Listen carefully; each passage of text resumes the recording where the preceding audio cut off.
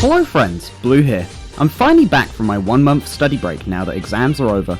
I was busy studying, playing balloons in my free time, and printing counterfeit cash with the support of the Moldovan mafia to give me a financial safety net in case my A-level results go south, because failure is not an option in this line of work. Anyway, whilst I've been studying, I've recently had a specific genre of music in constant rotation the whole time, that being Japanese city pop. A unique genre of music which cultivates thoughts of what it was like during the Japanese bubble era of the 1980s, a time where cash and booze were flowing in equal amounts, and where several legitimate businessmen got their start in the Japanese economy. The city pop genre being a time capsule of this beloved time period, of course. Without further ado, this is An Idiot's Guide to City Pop.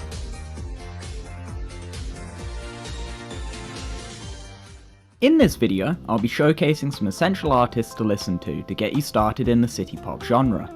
So let's start with a brief history lesson. The early stages of city pop started in the mid-70s, combining jazz and pop together, with its key figures being Masayoshi Takana and Tatsuro Yamashita. Just look at these happy gentlemen. Takana's album, All of Me, and Yamashita's For You being referenced by many other city pop artists as a key inspiration for their work in the genre. Whilst reaching its peak in the late 80s, Japanese city pop began to resurface in the later 2010s, when the YouTube algorithm started recommending different songs and albums in the genre, such as Mariya Takeuchi's 1984 song Plastic Love and Miki Matsubara's Stay With Me, originally released in 1980. So with that out of the way, let's start off with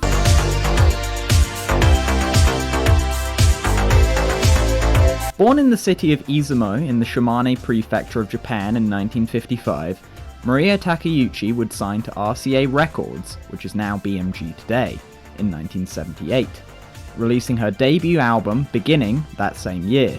Her sophomore album Love Songs would be later released 2 years after, and would become her first project to reach #1 on Japan's Oricon charts. After going on a 3-year hiatus in 1981, Takeuchi would leave RCA Records to sign with Moon Records, a subsidiary of the Warner conglomerate, and would later release her third studio album Variety in 1984, which included Plastic Love as a single.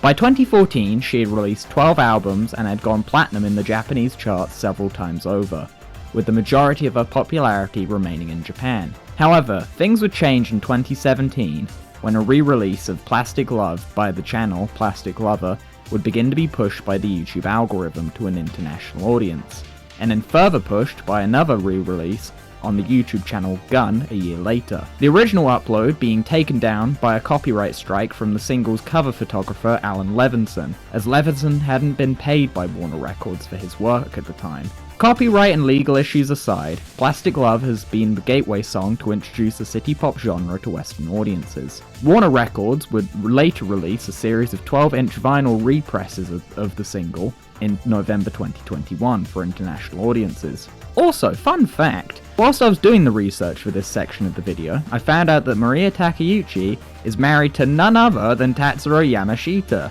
Here's their wedding photo from 1982 in fact. Just look at his happy smile. In fact, Yamashita has contributed to several of Takeuchi's albums as a writer and producer on many of the tracks.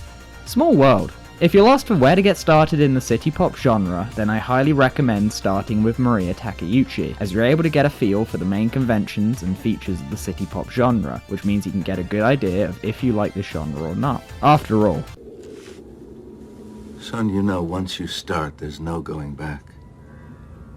I know. This means total commitment. Once you begin the path, there is no leaving the path. and believe me, you'll be in for the long run, buddy. Lord, give me one more chance! Hailing from the Suganami ward of Tokyo, Taeko Onuki got her start in her musical career in 1973, when she formed the band Sugarbabe with fellow members Kunio Muramatsu and Tamaro Yamashita. This man just never fails to keep popping up in anything city pop related. Just look at his happy smile. The band would later break up in 1976 due to a lack of positive feedback from critics at the time. As a result, Onuki would pursue a solo career, releasing her debut album Grey Skies that same year, which followed up with her critically acclaimed sophomore album Sun Shower, finishing off with her third album, Mignong, in 1978, before going on a 2-year break due to poor album sales. Hey, wait a minute. She would then continue to release music from 1980 onwards, and in the later years of her career, Onuki went on to produce scores for movies and video game soundtracks, such as Tokyo Biori, for which she won a Japanese Academy Award for the Best Music in 1998, as well as work on the Mother-Free video game soundtrack and her performance of the Animal Crossing movie theme, along with several other scores for several other movies. Minyoung would suddenly begin to chart on Spotify in the West in August 2021, after the single 4am would begin to blow up on TikTok, leading to the song going on to gain 35 million Spotify plays and 11 million YouTube views as of July 2022. Taeko Onuki is probably my favourite artist within the genre, as she's been able to show that no matter what ups and downs you go through in your life and career, you can come back stronger than ever, be it getting the opportunity to write scores for movies, or having a once poor-selling album gain the appreciation that it truly deserves.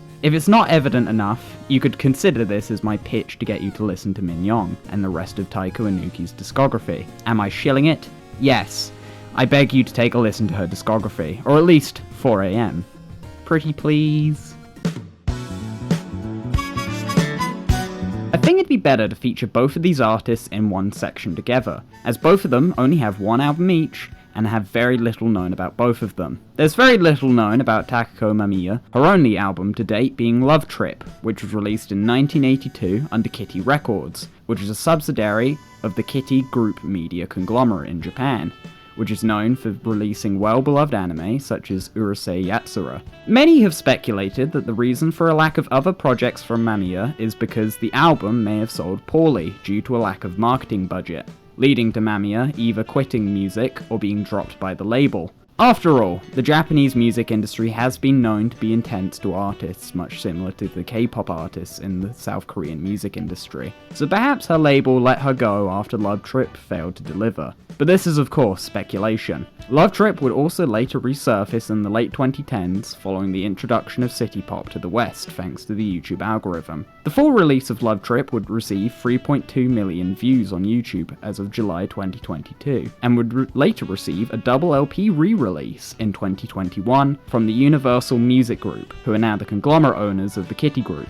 Confusing, I know, but that's the music business. Kaoru Akimoto shares a similar situation in that after the release of her debut album Cologne in 1986, she would later join the band Shambro in 1989, releasing a self-titled album with no other projects released after.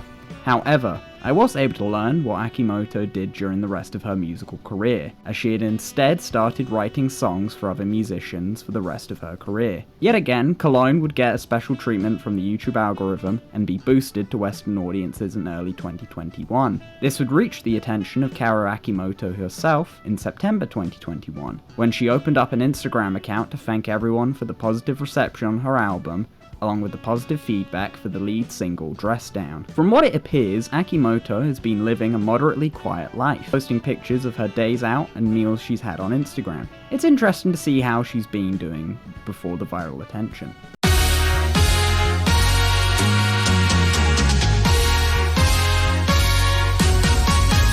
In conclusion, I hope that you've learned something today about the city pop genre, and perhaps may be encouraged to take a listen to a couple of the artists.